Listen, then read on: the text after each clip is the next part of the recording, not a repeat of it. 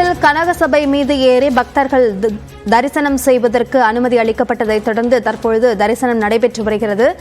அது சார்ந்த காட்சிகளை நாம் பார்க்கிறோம், புகைப்படமாக அதனை நாம் பார்த்து கொண்டிருக்கிறோம். கூடுதல் விவரங்களை நம்முடைய செய்தியாளர் பிரசன்னாவிடம் கேட்கலாம். பிரசன்னா, இந்த கனகசபை மீது ஏறி பக்தர்கள் தரிசனம் செய்வதனுடைய முக்கியத்துவம் என்ன? அதாவது லாவண்யா, சிதம்பரம் நடராஜர் கோவில் ஆணை திருமண தரிசன நாட்கள்ல கனகசபை மீது பக்தர்கள் ஏறி தரிசனம் செய்து தற்போது செய்ய தீட்சர்கள் அனுமதி வாங்கியிருக்கிறாங்க. இந்த காலையிலிருந்து பக்தர்களும் சாமி தரிசனம் கனகசபை மீது ஏறி செய்து வந்துட்டு இருக்காங்க. அதாவது சிதம்பரம் நடராஜர் கோவில் ஆணை திருமண தரிசன விழா கடந்த 3ஆம் தேதி கொடியேற்றத்துடன் தொடங்கியது. அதனைத் தொடர்ந்து முக்கிய நிகழ்வாக கருதப்படும் தேரோட்டம் மற்றும் ஆணை திருமண தரிசன விழா நாளை மற்றும் நாளை மறுதினம் நடைபெற உள்ளது.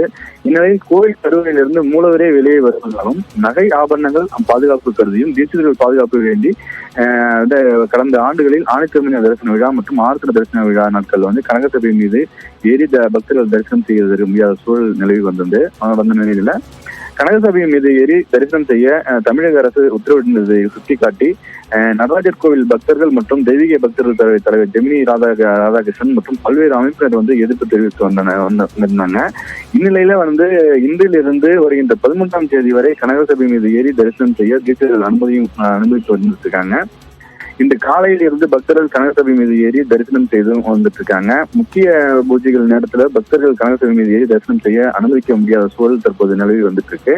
இன்றிலிருந்து வருகின்ற 13ஆம் தேதி வரை பக்தர்கள் பூஜை நேரங்கள் தவிர மற்ற நேரங்கள்ல கனகசபை மீது ஏறி தரிசனம் செய்ய தீட்சர்களும் அனுமதித்து வந்துட்டு இருக்காங்க.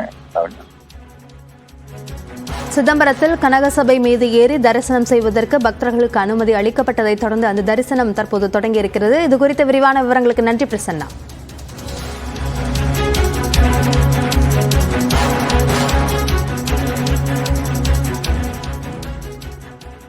பள்ளிகள் திறந்து 1 மாதத்திற்கு மேலாகியும் நெல்லை மாவட்டத்தில் திசையன் விளை, பணக்குடி உள்ளிட்ட பகுதிகளில் உள்ள சுமார் 25 அரசு உதவி பெறும் பள்ளி மாணவர்களுக்கு இன்னும் புத்தகங்கள் முழுமையாக வழங்கப்படவில்லை என்ற புகார் எழுந்துள்ளது.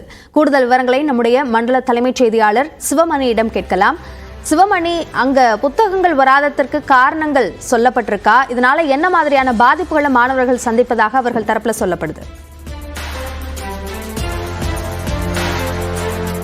திருநெல்வேலி மாவட்டத்தில் அரசு பள்ளிகள், அரசு உதவி பெறும் பள்ளிகள் என பல்வேறு பள்ளிகள் இருக்கிறது. தற்போது அதாவது பள்ளிகள் திறந்து முதல் நாளே புத்தகங்கள் முழுமையாக வழங்கப்படும் என தெரிவிக்கப்பட்டிருந்த நிலையில அந்த அரசு பள்ளிகளுக்கு முதல் 2-3 நாட்கள்ல அந்த புத்தகங்கள் முழுமையாக வழங்கப்பட்டு விட்டது. ஆனால் அரசு உதவி பெறும் பள்ளிகளுக்கு 25க்கும் மேற்பட்ட பள்ளிகள், நம்ம கணக்கெடுத்த வரையில 25க்கும் மேற்பட்ட பள்ளிகளுக்கு இந்த புத்தகங்கள்ங்கிறது வழங்கப்படவில்லை.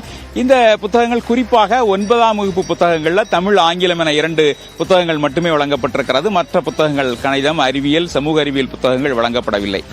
தற்போது நம்ம மீனவன்குளம் அப்படிங்கிற கிராமத்தில் இருக்கிறோம். இந்த கிராமம் திசையன் விளை, பணகுடி உள்ளிட்ட பல்வேறு கிராமங்களை சார்ந்த 25க்கும் மேற்பட்ட அரசு பள்ளிகள்ல சுமார் 5000த்திற்கும் மேற்பட்ட அந்த புத்தகங்கள் அப்படிங்கிறது வழங்கப்படவில்லை அப்படிங்கிற தகவல் வெளியாகி இருக்கிறது. அதை நேரிலே அந்த உறுதி செய்த நிலையில அந்த புத்தகங்கள் அப்படிங்கிறது குறைவாக வந்திருக்கிறது அப்படிங்கிற தகவல் தான் கிடைத்திருக்கிறது. அந்த குறைவாக புத்தகங்கள் வந்ததால முதல்ல அரசு பள்ளிகளுக்கு உரிமை அளிக்கப்பட்ட அந்த புத்தகங்கள் வழங்கப்பட்டிருக்கிறது. அந்த அரசு உதவி பெறும் பள்ளிகளுக்கு முழுமையாக அந்த புத்தகங்கள் கிடைக்காததால அவர்கள் அந்த கைடு வாங்கக்கூடிய நிலைக்கு தள்ளப்படுகிறார்கள். கிராம மக்கள் இதுபோன்ற நிலையில் 1000த்திற்கும் மேற்பட்ட ரூபாய்களை செலவழித்து ஏழை எளிய மக்கள் அந்த கைடை வாங்குவதற்கான சூழல் இல்லாத நிலையிலும் கடந்த மாதம் 7ஆம் தேதியே பள்ளிகள் திறக்கப்பட்டு 30 நாட்களுக்கு கடந்த நிலையிலும் தற்போதும் புத்தகங்கள் முழுமையாக கிடைக்காத நிலை இருக்கிறது.